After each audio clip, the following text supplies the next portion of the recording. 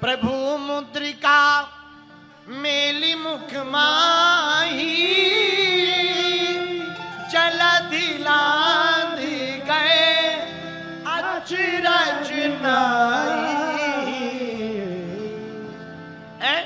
हनुमान जी महाराज समुद्र पार भय, अचरज नहीं। बोले क्यों? सिर पर सीता फिकर फिर। अरे भाई, जिसके सिर पर राम जी का हाथ हो तो क्या वो समुद्र पार नहीं कर सकता? अरे राम जी जब भव सागर से पार करवा सकते हैं तो उनका दूत समुद्र पार भी कर सकता है। इसलिए तुलसीदास जी ने जलधि लांघ गए अचरज नाही। आहा, एक बात और सुनो। पूछो क्या? जोर से बोलो। हनुमान जी ने मुख में ही मुद्रिका क्यों रखी? एक बात और हमें याद आई। पूछो क्या? अरे जोर से पूछो। तुलसी बाहर भीतर हूं, तुलसी बाहर भीतर हूं, जो चाहियो उजियार, राम नाम मनो दीप धरु, जी है देहरी द्वार। आप यदि एक बात बताओ, अंधेरी रात हो, भयंकर रात्रि, घना घोर अंधेरा, दीपक एक हो, बाहर भी उजाला चाहिए भीतर भी उजाला चाहिए, तो क्या करोगे? क्या करोगे? बोलो। बाहर भीतर लेके डोलोगे, बुझ और जाएगा। यदि मकान में भी उजाला चाहिए और दरवाजे पे भी उजाला चाहिए और दीपक एक हो, दिया एक हो, तो हमारे पास उपाय है। पूछो क्या? जोर से पूछो। अपने दरवाजे की देहरी पर दीपक धर दो। दरवाजे की देहरी पर दीपक रख दो। अंधेरा बाहर भी नहीं रहेगा, अंदर भी नहीं रहेगा। अंदर भी आधा उजाला होगा, आधा उजाला बाहर भी होगा। धन्य है हनुमान जी। इसलिए हनुमान जी ने राम नाम मन दीप धर, जी है देहरी द्वार। हनुमान जी ने मुद्रिका को मुख में रखा। क्यों रखा? मुख में रखेंगे तो बाहर वालों का भी भला होगा और भीतर वालों का भी भला होगा। इसलिए हनुमान जी ने कहां रखी मुद्रिका? बोलो बोलो। प्रभु मुद्रिका मेली मुख माई, जलधि लांघ गए अचरज। इसलिए हनुमान जी ने मुद्रिका को मुख में रखा। प्रिय श्रोताओं, एक बात और कहना चाह रहे हैं। संतों का हृदय बड़ा कोमल होता है। हनुमान जी परम संत हैं, साधु संत के तुम रखवारे। संतों का काम क्या? संतों का काम है दूसरों का भला करना, दूसरों का हित करना। जिसका कोई अंत नहीं वो संत है। और सुना मेरे पागलों, बसंत आता है तो प्रकृति मुस्कुराती है, जिंदगी में जब संत आता है तो संस्कृति मुस्कुराती है। आहा हा, धन्य है हनुमान जी। हनुमान जी परम संता।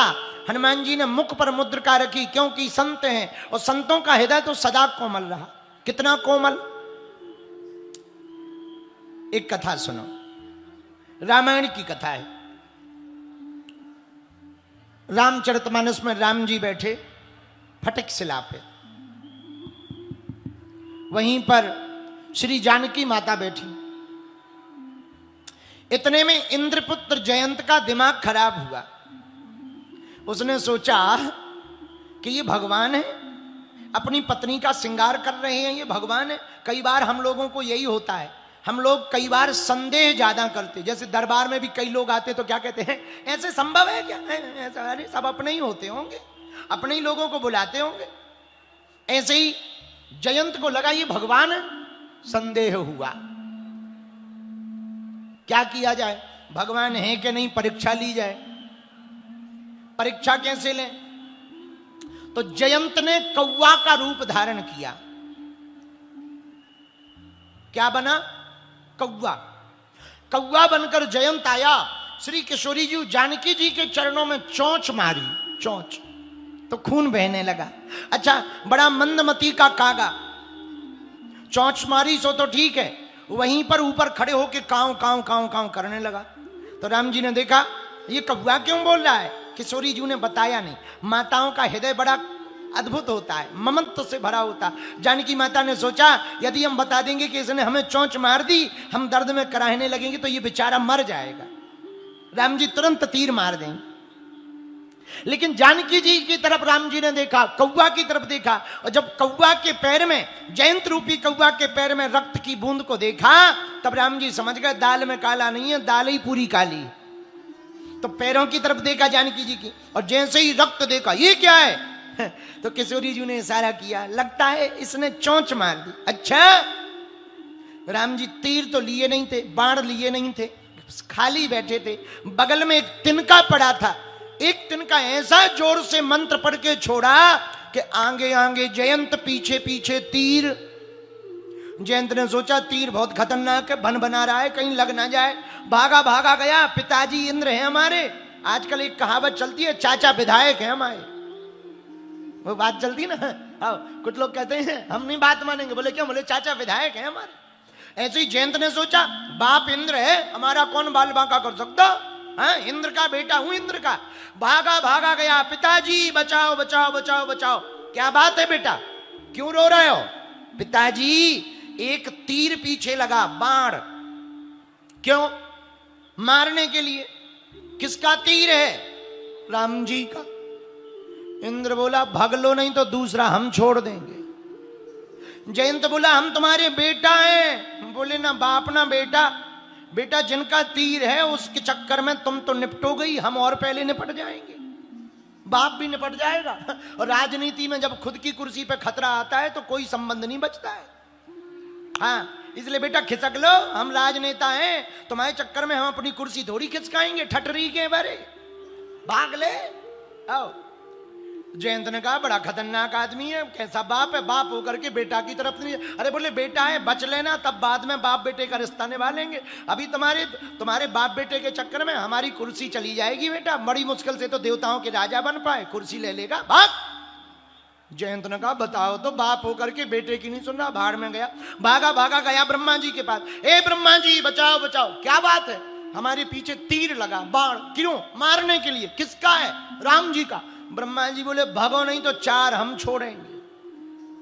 जयंत ने कहा बड़ी खतरनाक बात, इतना खतरनाक तीर। भागा भागा भोलेनाथ के पास कैलाश पर्वत में गया। त्राहिमाम, हे भूत भावन, हे भोले बाबा बचाओ बचाओ बचाओ बचाओ। भोले बाबा त्रिशूल लेकर खड़े हो गए। क्या बात है जयंत? अरे बाबा पीछे तीर लगा है। किसका है? राम जी का। शंकर जी बोले भाग, नहीं तो हम त्रिशूल डाल देंगे। अब जयंत का दिमाग खराब, तीनों लोकों में कहीं जगह नहीं मिली, सोई समझ गया ये तीर बहुत खतरनाक आदमी का है। अब सोचा जाए कहां? लागी दया कोमल चित संता। नारद जी को दया लगी। क्यों? क्योंकि संत हैं, और संतों को तो दया लगती है, जिसमें दया ना हो वो संत कैसा। नारद जी ने पूछा जयंत, हाँ कहां जा रहे हो? जयंत बोला कोई स्टेशन हो तो बताएं, जहां तीर लिए जा रहा वहीं जा रहे हैं। जयंत से नारद जी ने पूछा तीर क्यों पीछे लगा? मारने के लिए, आरती थोड़ी करेगा। बेटा ये तुम्हें मारना चाहता तो कब का मार देता, अब तक तुम ठहरे हो, अभी मार देता। जयंत बोला फिर तो और खतरा है। नारद जी बोले क्या? बोले पीछा छोड़ता नहीं है, प्राण लेता नहीं। पीछे ही छोड़ दे या प्राण ले ले, पीछा छोड़ नहीं रहा, प्राण ले नहीं रहा, यही तो आफत है। नारद जी बोले जयंत ये जिनका तीर है बिना उनकी कृपा के पीछा नहीं छोड़ सकता। बोले उनके पास जाएं कैसे? बोले तुम गए कैसे थे? बोले प्रभाव देखने, प्रताप देखने, बल देखने। नारद जी बोले काम बन गया। क्या? फिर से जाओ। किसके यहां? उन्हीं के यहां। किसके? जिनका तीर है। तो जयंत बोला क्या मुंह लेके जाएं? बोले क्या मुंह लेके गए थे? बोले प्रताप देखने गए थे, प्रभाव देखने गए थे। नारद जी बोले बन गया काम। जाकर के प्रभु से कहना, प्रभु जब पहली बार आए थे तब प्रभाव देखने आए थे, दूसरी बार प्रभाव तो देख लिया, अब आपका स्वभाव देखने के लिए आए हैं। प्रभाव तो देख लिया, अब आपका स्वभाव और देखना है। तो राम जी के चरणों में गया। राम जी बोले किस लिए आए थे? बोले प्रभाव देखने। राम जी बोले प्रभाव देखा? अरे बोले देख लिया, बाप ने भी हमको निष्कासित कर दिया, पार्टी से बेदखल कर दिया। आओ, बाप ने भी बेटा मानने से इनकार कर दिया है। इतना खतरनाक आपका प्रभाव है। प्रभु हम समझ गए। तो राम जी बोले अब अब क्या, अब काम हो गया, प्रभाव तो देख लिया, अब आपका स्वभाव देखना है। राम जी बोले स्वभाव क्या? बोले हमने गलती की, हम क्षमा मांग रहे, अब स्वभाव बताओ। ये तीर से पीछा छुड़वाओ, ये पीछा छोड़ नहीं रहा, प्राण ले नहीं रहा, मरे जा रहे हम, भन भना रहा, एकदम भौरिया जैसो पीछे लगो हो। तो कोई उपाय बताओ महाराज, बहुत हैरान है, पीछे लगो, एकदम भन भना रहा है मक्खियों की तरह, और पीछा छोड़ नहीं रहा, प्राण ले नहीं रहा। राम जी बोले कोई दिक्कत नहीं, देखो तीर व्यर्थ तो नहीं जा सकता, एक उपाय है। क्या? हमें तुम्हारी एक आंख फोड़नी पड़ेगी, एक आंख। जयंत बोला फोड़ दो। तो किसी ने पूछा कि इसकी एक आंख क्यों फोड़ रहे हैं? राम जी बोले अगली बार एक आंखी से देखेगा तो दुविधा में नहीं हमारी तरफ देखेगा, एक ब्रह्म है इस सुविधा के साथ देखेगा, इसलिए हम आंखी फोड़ेंगे। बोलो सीताराम। अच्छा, अब राम जी बोले जयंत एक बात बताओ। जी प्रभु, आपने हमारा बल देख लिया, देख लिया, कितना बल है? अतुलित बल,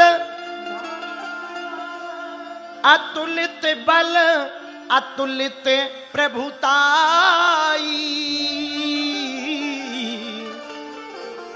राम जी का बल बता रहा है जयंत, रामायण की चर्चा है। क्या? अतुलित बल, अतुलित प्रभुताई, अतुलित बल, अतुलित प्रभुताई।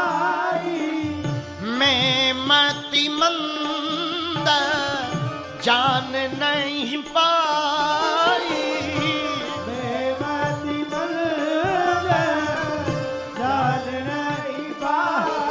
अच्छा देखो, राम जी का बल बता रहा जयंत, क्या बता रहा? अतुलित बल, अतुलित प्रभुताई। लेकिन हनुमान जी का बल बता रहे तुलसीदास जी, क्या? राम दूत अतुलित राम दूत अतुलित बल। अतुलित बल किसमें है? राम जी में। पर तुलसीदास जी भी लिख रहे हैं राम दूत अतुलित बल धाम।